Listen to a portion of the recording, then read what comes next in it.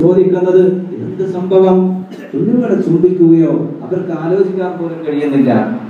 അല്ലാഹുവിന്റെ റസൂലേ, എനിക്ക് 10 മക്കളുണ്ട്, പക്ഷേ ഇതുവരെ ഞാൻ ഒരു കുഞ്ഞിനെ പോലും ചുംബിച്ചിട്ടില്ല റസൂലേ, ഒരു കുഞ്ഞിനെ പോലും ഞാൻ ഇതുവരെ ചുംബിച്ചിട്ടില്ല.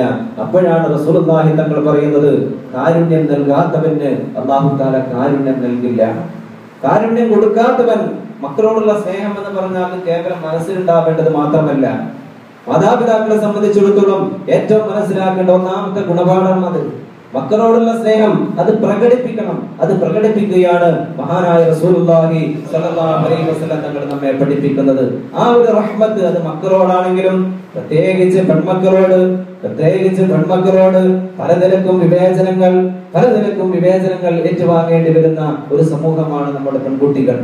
ആ പെൺകുട്ടികളോട് വിവേചനത്തിന്റെ, പെൺകുട്ടിയൊന്ന് ജനിച്ചു പോയാൽ അതിന്റെ പേരിൽ മുഖം ഇരുളുന്ന ഒരു സമൂഹം ഒരു കാലഘട്ടത്തിലുണ്ട് എങ്കിൽ അതിന്റെ തനിയാവർത്തനം എന്നും സംഭവിച്ചു കൊണ്ടിരിക്കുമ്പോൾ നാം മനസ്സിലാക്കുക, പരിശുദ്ധമായ ദീൻ ഇസ്ലാം പെൺമക്കൾക്ക് കൊടുത്ത സ്ഥാനം. നമ്മുടെ വീട്ടിലേക്ക് നാം ഒരു പലഹാരം വാങ്ങിക്കൊണ്ടുവന്നാൽ ആദ്യമായി അവിടെ ആൺകുട്ടിയും പെൺകുട്ടിയും ഉണ്ട് എങ്കിൽ പെൺകുട്ടിയുടെ കയ്യിൽ കൊടുക്കണമെന്നാണ് പരിശുദ്ധ ദീൻ ഇസ്ലാം നമ്മെ പഠിപ്പിക്കുന്നത്. പെൺകുട്ടിയുടെ കയ്യിൽ കൊടുക്കണം, അവരെയാണ് സന്തോഷിപ്പിക്കേണ്ടത്, അവരെ കൂടുതൽ സ്നേഹിക്കണമെന്ന് പരിശുദ്ധ ഇസ്ലാം നമ്മെ പഠിപ്പിക്കുകയാണ്. ആയിഷാ ബീവിയുടെ വീട്ടിലേക്കാണല്ലോ ഒരു ദിവസം ഒരു സ്ത്രീ 2 പെൺകുട്ടികളുടെയും കൈ പിടിച്ചുകൊണ്ട് വീട്ടിലേക്ക് കടന്നു വരുന്നത്. ആയിഷാ ബീവിയുടെ വീട്ടിലേക്കാ. പ്രവാചകൻ ആ സമയത്ത് വീട്ടിലില്ല. ആ പെണ്ണ് വരുന്നത് എന്താ?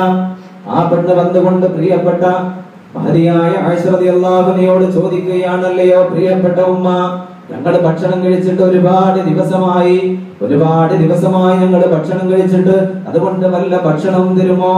ആയിഷ റളിയല്ലാഹു അൻഹ സങ്കടമായി. വീട്ടിലൊന്നുമില്ല. വീടെന്നാലും ഒന്നുകൂടി പരതി നോക്കിയപ്പോൾ ഈത്തപ്പഴം കാണുകയാണ്.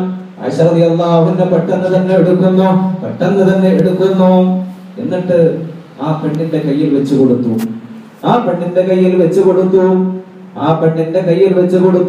3 ഈത്തപ്പഴമാണ് ഉണ്ടായിരുന്നത്. ഒന്ന് പെൺകുട്ടിക്ക് കൊടുത്തു, ഒന്ന് ഇടതുവശത്തുള്ള പെൺകുട്ടിക്ക് കൊടുത്തു, ഒന്ന് ആ ഉമ്മക്ക് കൊടുത്തു. പെൺകുട്ടികൾ 2 പേരും അത് കഴിച്ചു. പിന്നീട് ഉമ്മ ഇങ്ങനെ കഴിക്കാൻ നിൽക്കുമ്പോ ആ പെൺകുട്ടികൾ വീണ്ടും ആവശ്യപ്പെട്ടു, ഉമ്മ, ഞങ്ങൾക്ക് വിശക്കുന്നു. ഈ ഉമ്മ എന്ത് ചെയ്തു? അതിന് 2 കഷ്ണമാക്കി.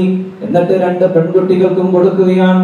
വലതുവശത്തും ഇടതുവശത്തും നിൽക്കുന്ന ആ പെൺകുഞ്ഞുങ്ങൾക്ക് ആ ഉമ്മ കഴിക്കാതെ കൊടുക്കുമ്പോ ആയിഷ റളിയല്ലാഹു അൻഹയ്ക്ക് വല്ലാത്ത അത്ഭുതം. കാരണം മക്കളില്ലല്ലോ ആയിഷാ ബീവിക്ക്. ആ പെണ്ണിന്റെ പ്രവർത്തനം കാണുമ്പോ വല്ലാത്തൊരു അനുഭൂതി ആയിഷ ബീവിയുടെ മനസ്സിലേക്ക് കടന്നു വരുമ്പോ 3 പേരും തിരിച്ചു പോവുകയാ.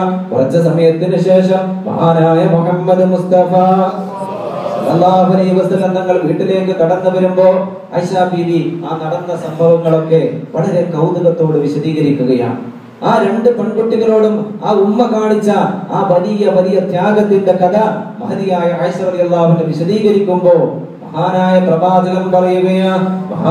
പ്രവാചകൻ പറയുകയാ, മന്നുബ്തിലിയ മിൻ ഹാദിഹിൽ ബനാതി ഫഅഹ്സന ഇലൈഹിന്ന. ആർക്കെങ്കിലും പെൺമക്കൾ ഉണ്ടാവുകയും ആ പെൺമക്കൾ നിമിത്തം ആരെങ്കിലും പരീക്ഷിക്കപ്പെടുകയും എന്നിട്ട് അവർക്ക് നന്മ ചെയ്യുകയും ചെയ്താൽ, ആ പെൺകുട്ടികളെ സംരക്ഷിച്ചുകൊണ്ട് അവർക്ക് നന്മ ചെയ്ത് കൊടുക്കുകയും ചെയ്താൽ, ആ പെൺകുട്ടികൾ നരകത്തിൽ നിന്ന് ഇവർക്കൊരു മറയാകുമെന്ന് മുഹമ്മദ് മുസ്തഫ. നമ്മൾ നരകത്തിൽ കിടക്കാതിരിക്കാൻ നമ്മുടെ പെൺകുട്ടികൾ നമുക്ക് സംരക്ഷണമായി തീരുമെന്നാണ് മഹാനായ റസൂലുള്ളാഹി സ്വല്ലല്ലാഹു അലൈഹി വസല്ലം. അതുകൊണ്ട് പെൺകുട്ടികളോടുള്ള വിവേചനം ഒരിക്കലും നമ്മുടെ കുടുംബത്തിൽ പാടില്ല.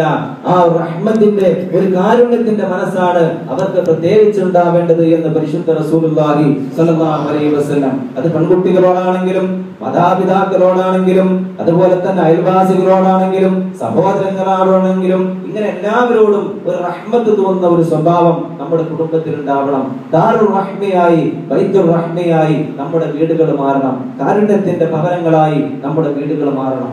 അപ്പോഴാണ് അല്ലാഹു നമുക്ക് അനുഗ്രഹം നൽകുകയുള്ളൂ. അതാണല്ലോ റസൂലുള്ളാഹി തങ്ങൾ പറയുന്നത്, പാരത്രിക ലോകത്തൊരു മനുഷ്യൻ വരും. ആ മനുഷ്യനോട് അല്ലാഹു തആല ചോദിക്കുന്ന ഒരു ചോദ്യമുണ്ട്, അല്ലയോ അടിമേ, ഞാൻ നിന്റെ അടുക്കൽ ഭക്ഷണത്തിന് വേണ്ടി വന്നല്ലോ, നിന്റെ വീട്ടിൽ ഞാൻ ഭക്ഷണം ചോദിച്ചു വന്നല്ലോ, പക്ഷെ നീ എനിക്ക് ഭക്ഷണം തന്നില്ലല്ലോ. അപ്പോഴാണ് ആ മനുഷ്യൻ പറയുന്നത്, അല്ലാഹുവേ അന്ത റബ്ബുൽ ആലമീൻ, നീ ലോകത്തിന്റെ രക്ഷിതാവല്ലേ, നീ ലോകത്തിന്റെ രക്ഷിതാവല്ലേ, നിനക്ക് എങ്ങനെയാണ് ഞാൻ ഭക്ഷണം തരിക? അപ്പോഴാണ് അല്ലാഹു തആല പറയുന്നത്, എന്റെ പാവപ്പെട്ട ഒരു അടിമ നിന്റെ അടുക്കൽ ഭക്ഷണം ചോദിച്ചു വന്നല്ലോ, നിന്റെ അടുക്കൽ ഭക്ഷണം ചോദിച്ചു വന്നല്ലോ, പക്ഷേ നീ ഭക്ഷണം കൊടുത്തില്ലല്ലോ. നീ എങ്ങാനും ഭക്ഷണം കൊടുത്തിരുന്നുവെങ്കിൽ നിനക്ക് അതിന്റെ പ്രതിഫലം ഇപ്പോൾ ലഭിക്കുമായിരുന്നല്ലോ, അത് നീ ചെയ്തില്ലല്ലോ എന്ന് അല്ലാഹു തആല ആ മനുഷ്യനോട് പറയുമെന്ന് ഖാല റസൂലുള്ളാഹി. അതുപോലെ തന്നെ വീണ്ടും അല്ലാഹു തആല ചോദിക്കുകയാണ്, ഞാൻ ദാഹിച്ചുകൊണ്ട് നിന്റെ അടുക്കൽ വന്നല്ലോ, ഞാൻ ദാഹിച്ചുകൊണ്ട് നിന്റെ അടുക്കൽ വന്നല്ലോ, നീ എനിക്ക് വെള്ളം തന്നില്ലല്ലോ. അപ്പോഴും മനുഷ്യൻ ചോദിക്കുകയാണ്, അല്ലാഹുവേ നീ ലോകത്തിന്റെ രക്ഷിതാവാണല്ലോ, എങ്ങനെയാണ് നിനക്ക് വെള്ളം തരിക? എങ്ങനെയാണ് നിനക്ക് വെള്ളം തരിക? എന്നെങ്ങനെയാണ് നിനക്ക് വെള്ളം തരിക?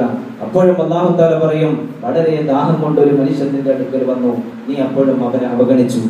നീ എങ്ങാനും വെള്ളം കൊടുത്തിരുന്നുവെങ്കിൽ അതിന്റെ പ്രതിഫലം നിനക്ക് ലഭിക്കുമായിരുന്നല്ലോ. വീണ്ടും അല്ലാഹു തആല ചോദിക്കുകയാണ്, ഞാൻ രോഗിയായി നിന്റെ വീട്ടിലേക്ക് വന്നു, നിന്റെ അടുക്കലേക്ക് വന്നു, ആ രോഗത്തിന്റെ ഒരു സഹായമായി അഭ്യർത്ഥിച്ചുകൊണ്ട് നിന്റെ അടുക്കൽ വന്നപ്പോ അപ്പോഴും നീ തിരിഞ്ഞു കളഞ്ഞല്ലോ. അപ്പോഴും ഈ മനുഷ്യൻ ചോദിക്കും, റബ്ബേ നീ അന്ത റബ്ബുൽ ആലമീൻ, നീ ലോകത്തിന്റെ രക്ഷിതാവല്ലേ, എന്നെ എങ്ങനെയാണ് നീ രോഗിയായി കിടന്നപ്പോ എനിക്ക് സന്ദർശിക്കാൻ കഴിയുക?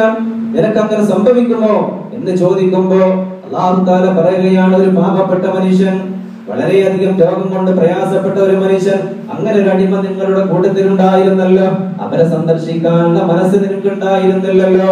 അങ്ങനെ ഉണ്ടായിരുന്നുവെങ്കിൽ അതിന്റെ പ്രതിഫലം നിനക്ക് ഇപ്പോൾ ലഭിക്കുമായിരുന്നു എന്ന് മഹാനായ മുഹമ്മദ് മുസ്തഫ സല്ലല്ലാഹു അലൈഹി വസല്ലം അല്ലാഹുവിനെ ഉദ്ധരിച്ച് പറഞ്ഞത് ഹദീസിൽ കാണാൻ കഴിയും. എന്ന് പറഞ്ഞാൽ ഒരാളുടെ വീട് അത് റഹ്മത്തിന്റെ വീടാവണം, അത് കാരുണ്യത്തിന്റെ വീടാവണം, മറ്റുള്ളവർക്ക് റഹ്മത്ത് ചൊരിയുന്ന വീട്. മാത്രമല്ല, ഒരു വീട്ടിൽ അല്ലാഹുവിന്റെ റഹ്മത്ത് ഉണ്ടാവണമെങ്കിൽ, ഒരു സത്യവിശ്വാസിയുടെ വീട് യഥാർത്ഥ വീടാണെങ്കിൽ അവിടെയുള്ള ഭക്ഷണം കഴിക്കുന്നതിൽ പോലും ചില മര്യാദയുണ്ട് എന്ന് പരിശുദ്ധ ഇസ്ലാം ഓർമ്മപ്പെടുത്തുകയാണ്. ഭക്ഷണം കഴിക്കുന്നതിൽ പോലും മര്യാദ. ഭക്ഷണം കഴിക്കുമ്പോൾ രക്ഷിതാക്കൾ ഒരു ഭക്ഷണത്തിന്റെ തളിയെടുത്തിട്ട് ഒരു ഭാഗത്തേക്ക് പോവുക, മക്കള് മറ്റൊരു ഭാഗത്തേക്ക് പോവുക, അങ്ങനെയല്ല പരിശുദ്ധ ഇസ്ലാം പറയുന്നത്. വീട്ടിൽ അല്ലാഹുവിന്റെ റഹ്മത്ത് ഉണ്ടാവണമെങ്കിൽ, അല്ലാഹുവിന്റെ കാരുണ്യം വീട്ടിൽ ഇറങ്ങണമെങ്കിൽ അവിടെ ഒരുമിച്ചിരുന്ന് ഭക്ഷണം കഴിക്കുന്ന സ്വഭാവം വേണം, ഒരുമിച്ചിരുന്ന് ഭക്ഷണം കഴിക്കുന്ന സ്വഭാവം. ചില ആളുകൾ റസൂലുള്ളാഹി തങ്ങളുടെ അടുക്കലേക്ക് വരികയാണ്, എന്നിട്ട് നബി തങ്ങളോട് പറയുകയാണ്, അല്ലാഹുവിന്റെ റസൂലേ, അല്ലാഹുവിന്റെ റസൂലേ, ഞങ്ങൾ ഭക്ഷണം കഴിക്കുന്നുണ്ട്, പക്ഷേ ആ ഭക്ഷണത്തിന്റെ അടയാളം പലപ്പോഴും ഞങ്ങൾക്ക് കാണാൻ കഴിയുന്നില്ലല്ലോ, അതിന്റെ ബർക്കത്ത് നമുക്ക് ലഭിക്കുന്നില്ലല്ലോ.